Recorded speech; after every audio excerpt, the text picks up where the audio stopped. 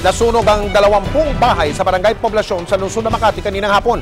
Apektado ang mga nasa 30 pamilya roon mula sa lungsod ng Makati. Nakatutok live si Dante Perello. Alerto 24. Dante.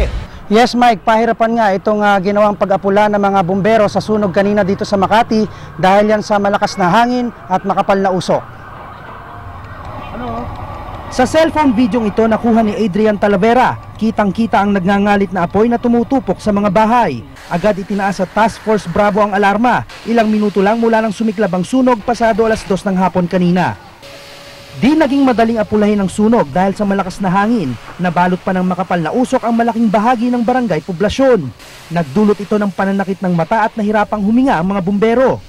Magkakatabi rin at gawa sa light materials ang mga lumang bahay na tinupok ng apoy na nasa 20 bahay.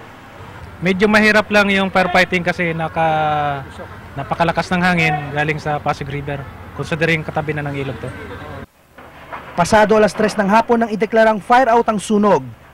Nasa 30 pamilya ang apektado at pansamantala munang tumutuloy sa isang basketball court ng barangay, bitbit ang kanilang mga naisalbang gamit. Natupok din ang 6 na sasakyan, wala namang naitalang nasaktan o nasawi. May narinig kasi akong batang sumisigaw ng sunog.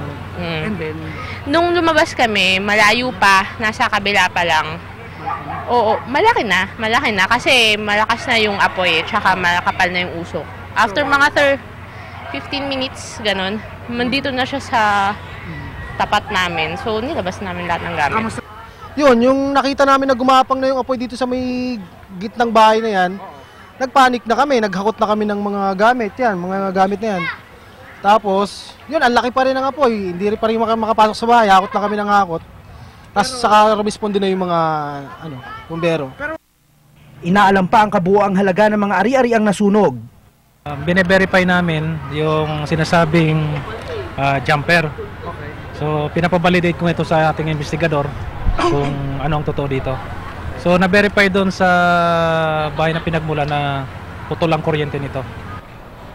Mike, kanina ay pumuntal na rito yung mga opisyal ng lokal na pamahalaan ng Makati para naman silipin at alamin yung mga pangangailangan ng mga nasunugan rito. Balik sa iyo, Mike. Maraming salamat, Dante Perello.